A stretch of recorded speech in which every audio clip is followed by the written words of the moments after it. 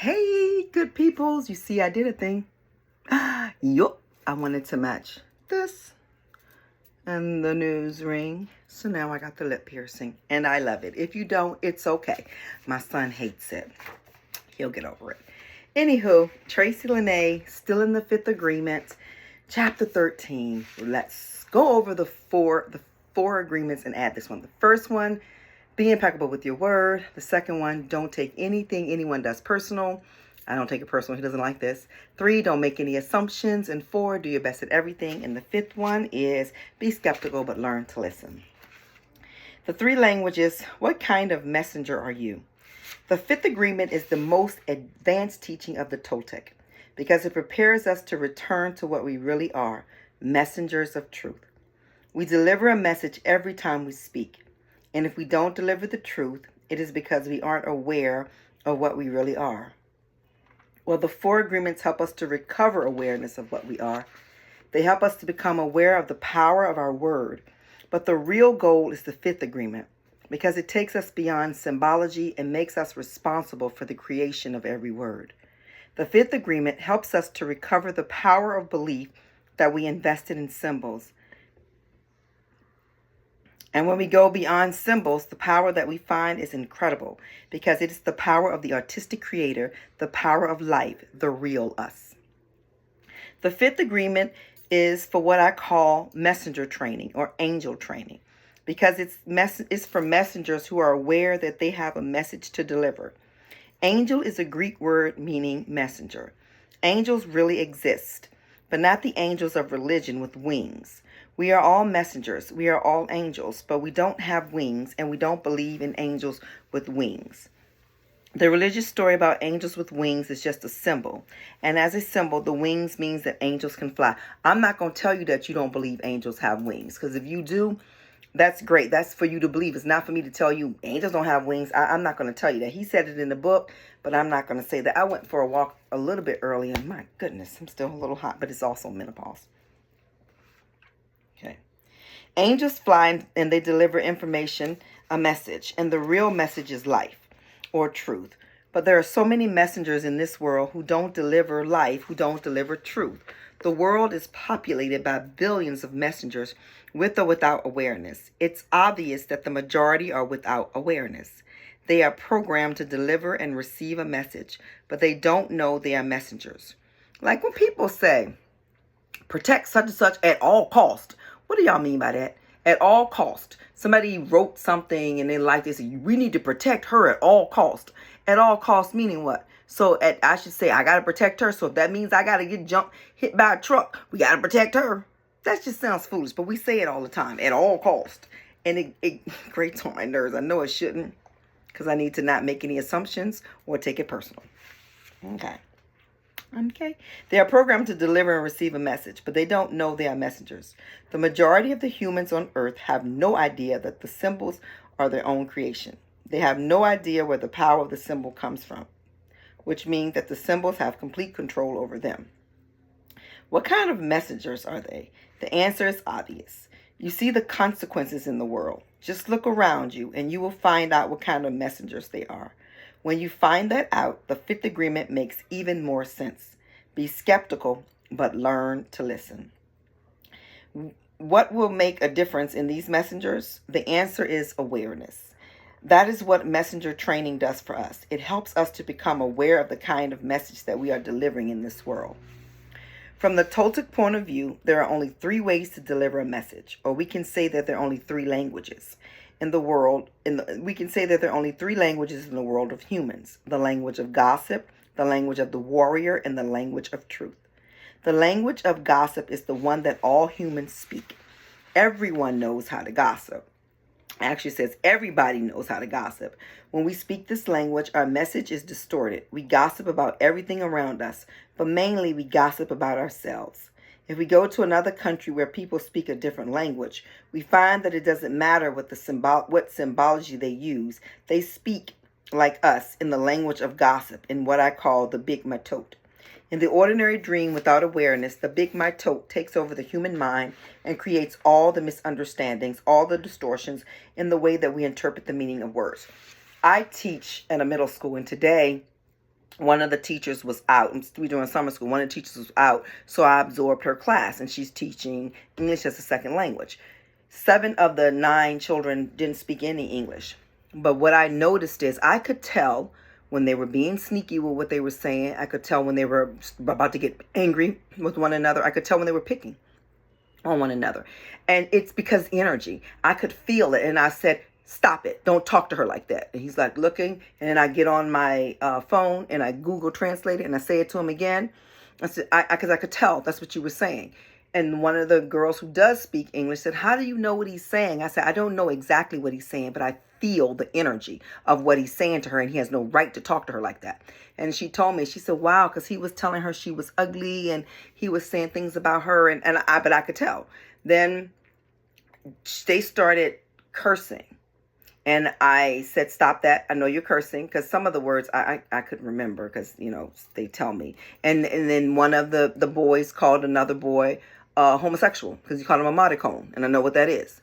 He called the girl a punta. I know that's a whore. So I said, let me tell you something. I know what y'all are doing. I know what you're doing enough to know that you better stop it right now. I'm not playing with y'all.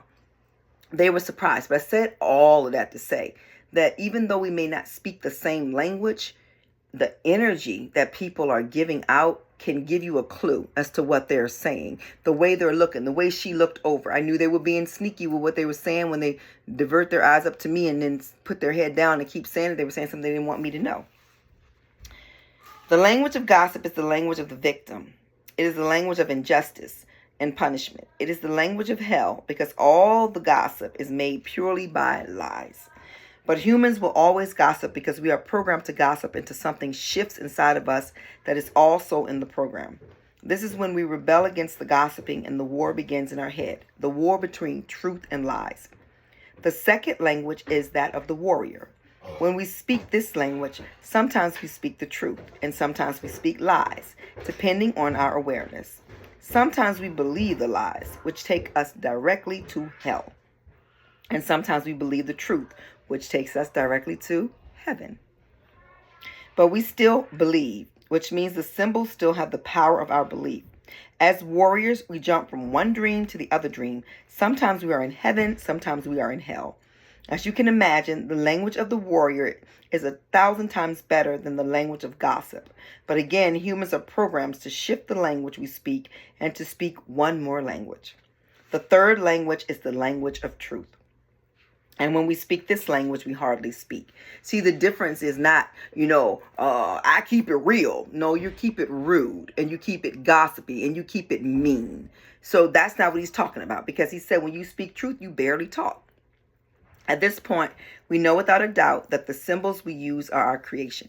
We know that we give the meaning to all those symbols to communicate with our own kind, and we use symbols with impeccability the best we can to deliver our message, to deliver ourselves, because we are the message. Finally, there are no more lies, and there are no more lies because we have mastered awareness, because we see ourselves as life, as truth. The language of truth is very exclusive because it's the language of the dream master, the artist who has mastered the dream. In the world of the master, there is always music, there is always art, there is always beauty. The master artists are always happy. They are at peace and they enjoy their lives. These 3 ways of communicating are what I call the language of 1, 2, 3, ABC, and do, re, mi. The language of gossip is 1, 2, 3 because it's simple to learn. And it's the language that everybody speaks. The language of the warrior is ABC because the warrior is the one who rebels against the tyranny of the symbols. The language of truth is do, re, mi because it is for artists who have music in their heads instead of the big matot. The language of do, re, mi is the one that I like to speak. My head is always full of music because music distracts the mind. And when the mind is not in the way, it's pure intent. Now, remember he just said music distracts the mind.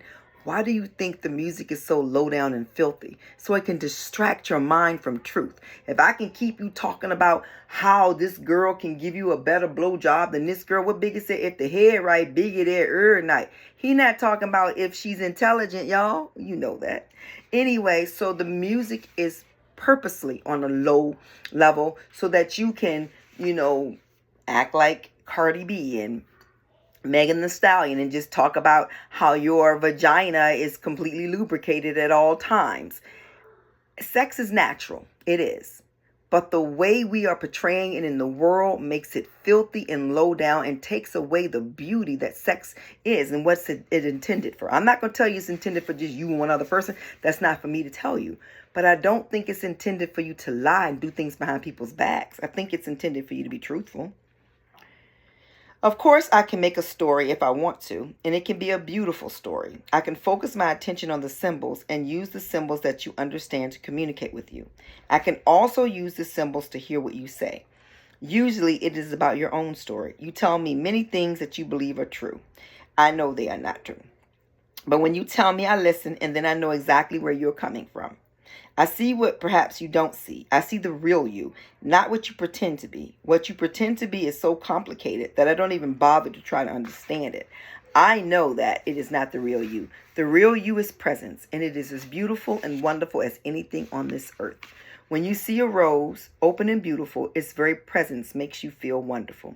You don't need to tell yourself how wonderful that rose is. You can see all the beauty and romance of that rose. You smell the rose, and the rose never says a word. You understand the message, but not with words. If you go to a forest, you see birds talking to birds and trees talking to trees with another kind of symbology. You can see the inner communication of everything around you, and it's amazing. There are messengers everywhere in the world, but have you ever thought about it? Have you ever noticed that since you arrived in this world, you've always been delivering a message?